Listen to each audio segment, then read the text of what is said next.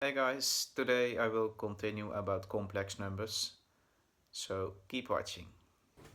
Welcome to the second video of complex numbers, and now I want to continue with the representation of complex numbers. I will abbreviate it as Z in polar form, and we will use that to be able to do more advanced calculations with complex numbers whilst taking the square root or raise it to a power. If I draw again the plane of Argand, which I explained in the last video, with on the y-axis the imaginary axis, on the x-axis the real axis, and this z is a plus bi, then we can directly see that if we define the length of the complex number as r and the argument as theta, then we can directly see that we can say a is r times cosine theta and b is r times sine of theta. So we can rewrite it as follows, in which this is the length, the modulus. See the previous video if you forgot it, and this is the argument, the angle. So we know that our complex number is z is a plus bi, so we can then say is r plus cosine theta plus r times sine theta is equal to r cosine theta plus I sinus theta. It's just the representation of a complex number in polar form. And we will use that now to derive the addition formula for complex numbers. So let's do that. Suppose we have complex number 1, it's z1 is r1 times cosine theta plus I sinus theta, theta 1 I have to say, and z2 is r2 times cosine theta 2 plus I sinus theta 2. Then we can rewrite it as a product. z1, z2 is then r1 times r2 cosine theta 1 times cosine theta 2 plus I cosine theta 1 times sine theta 2 plus I sine theta 1 times cosine theta 2 minus sine theta 1 sine theta 2, and that minus sign comes from I squared, which is defined as minus 1. Do that at home also and check if you obtain the same formula. We can rewrite this with the use of double cosine and double sine identities. I will not do it now, but we can rewrite this as follows. C1, C2 is equals to R1, R2 times cosine theta 1 plus theta 2 plus I sine theta 1 plus theta 2. So what we can see here, if we want to multiply a complex number with another one, we just multiply the argument, the modulus of both complex numbers, and then inside each cosine and sine we add the angles. So actually we can generalize this, if we raise a complex number to the power, for example, if z2 is z1, then we have c1 squared, which is then equal to r1 squared times the cosines of theta 1 plus theta 1, which equals theta 1 times 2 plus I sinus theta 1 times 2. So in general, c to the power n is r to the power m times cosinus theta to the power m plus I sinus theta to the power m. And this is called the theorem of De Moivre. He was a French mathematician which came up with this idea, so it's named in honor of him. And the same we can do if we want to divide a complex number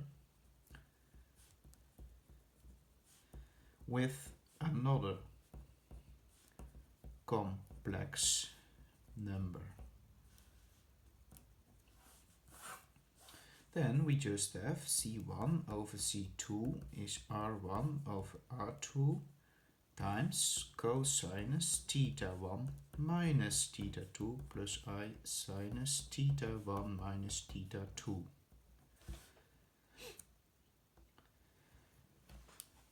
So this is a nice example of the other way around in essence. So let's do actually an example. Suppose we have a complex number. What are we gonna take? C is 2 plus 2i. So if I draw the plane, this is C is 2 plus 2i. A, B, the imaginary axis, the real axis. Then we can see that the argument is pi over 4 radial. And the modulus is the square root of 2 squared plus 2 squared is square root 8, which equals 2 times square root of 2. Recall that the Moivre formula says z to the power m is r to the power m times the cosinus of n theta plus I sinus n theta.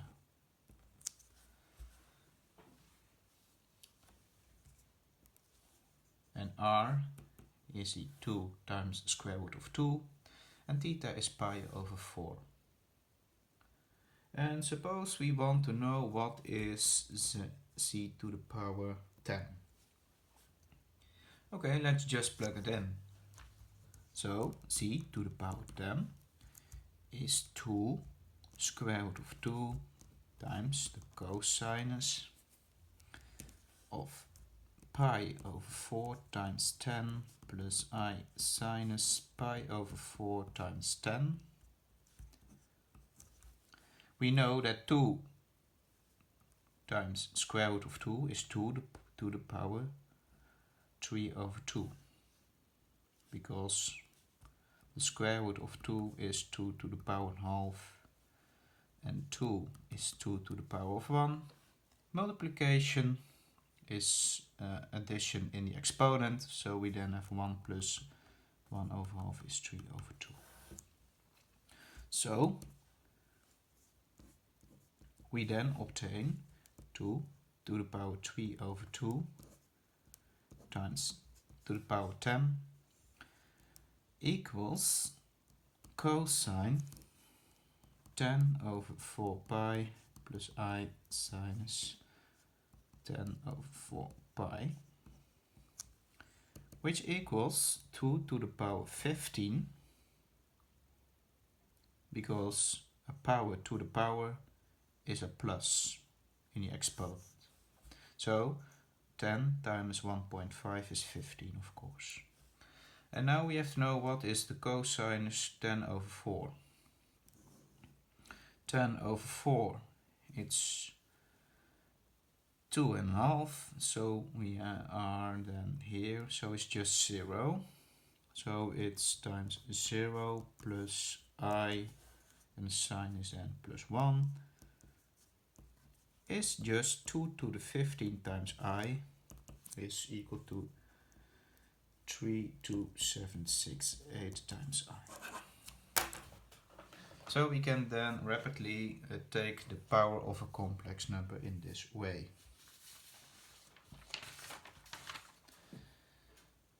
Suppose we don't want to take a power, but we want to take a square root. And in essence, taking the square root of something is also taking a power, but then more a kind of an inverse power. Like this, if you want to take the square root of 2, we know it's 2 to the power 1.5. So let's use that when we are taking the roots of a complex number. Let's do that. Suppose we have the formula C is W to the power n, with W is S times the cosine phi plus I sinus phi, and Z is R times cosine theta plus I sine theta. And you can see this formula, and what it's saying is how many times does W fit in Z. And actually what I did here was the same. How many times does 2 fit in square root of 2? It's 2 to the power half. So that's the same reasoning of thinking. So what we gonna do here is set it equal, just plug it in this formula. So let's do that. So we then obtain S to the power n times cosinus phi plus n times phi, plus I sinus n phi.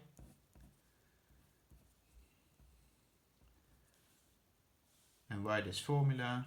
Look back to De Moivre, which we just derived. Now you know it. Equals R times cosinus phi plus I sinus phi.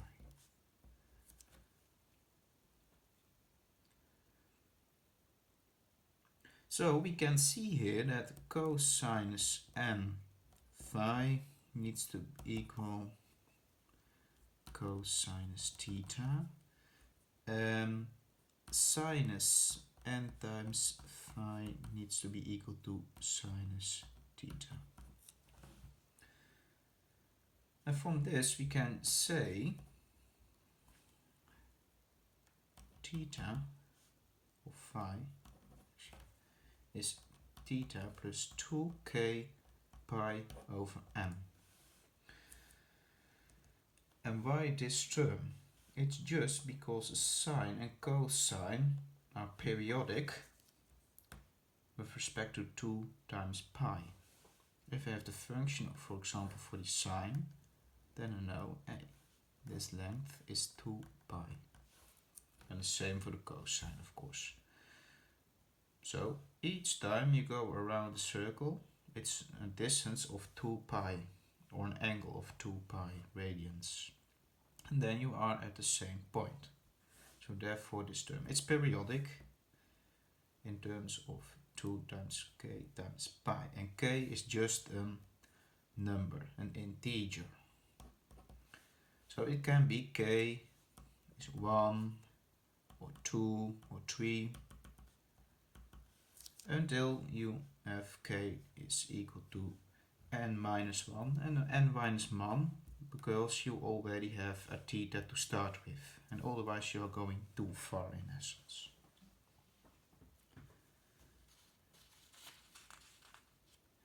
Okay, let's plug this into this formula.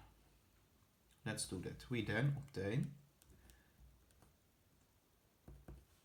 W is R over M times the cosine theta, or cosine phi, but phi was defined as this. So we then have to say theta plus 2k pi over m plus I sine theta plus 2k pi over n.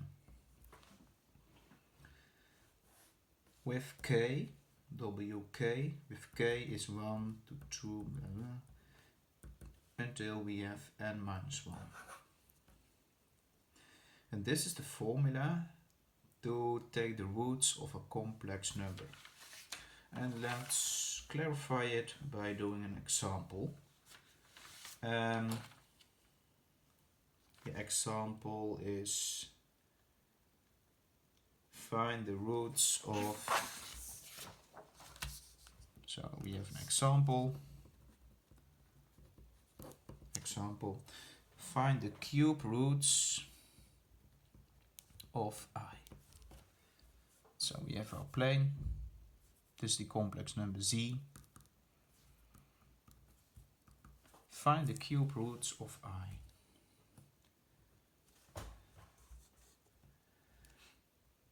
Let's do that. Our formula was wk is r times to the power 1 over m times cosine theta plus 2k pi over n plus I sinus theta plus 2k pi over m. With, in this case, n is 3 because we take the cube roots, and cube means 3, so we have k is 0, 1, 2.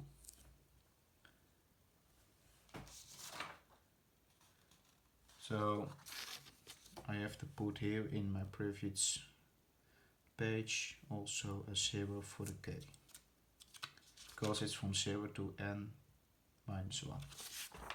Now it's correct. Excuse me. Okay. Let's take k is 0. We then have way w0 is r to the power 1 over n. And n is 3. But we have 1. R is 1 because this distance is 1, so r is 1, and theta is pi over 2, of course. But we have then r is 1 to the power 1 over 3 because n is 3. It's just 1. Times the cosine of pi over 2. K is 0, so if just pi over 2 over 3, the n, which is 3. And here the same, pi over 2 over 3, which equals, this is 1, so we then have cosine pi over 6 plus I sinus pi over 6, which equals, this is pi over 6, which equals half times square root of 3 plus half times I. K is 1. So W1 is 1 times the cosine of pi over 2 times plus 2 times 1 times pi, because k is 1. This over 3 plus I sine pi over 2 plus 2 times 1 times pi over 3, which equals the cosine of 5 pi over 2 over 3 plus I sine 5 pi over 2 over 3, which equals the cosine of 5 pi over 6 plus I sine 5 pi over 6. Let's determine the values again. This is 5 pi over 6 radians. So it has a cosine value of minus a half times the square root of 3 plus a half I. Because this is a half, this is half times square root of 3. And now the last one, case 2, then W2 is 1 times cosine pi over 2 plus 2 times k, which is in this case is 2, times pi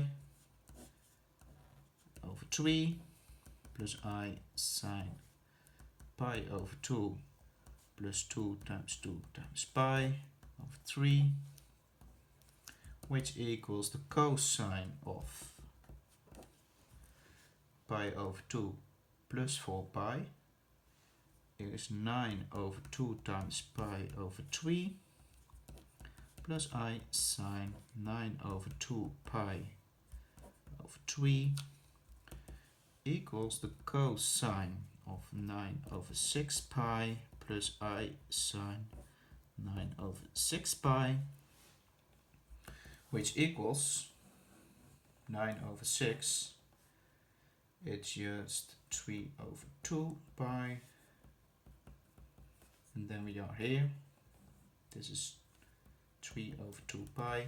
So the cosine value is 0. And the sine value is minus 1. So we then have 0 minus I.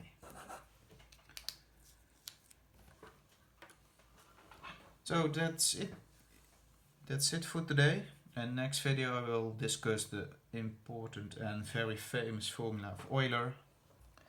And also Taylor expansions, because we will need it to prove Euler's formula. And see you next time. Hey people from the world, thanks for watching, and I hope you have learned a lot about complex numbers so far. Don't forget to subscribe and see you next time.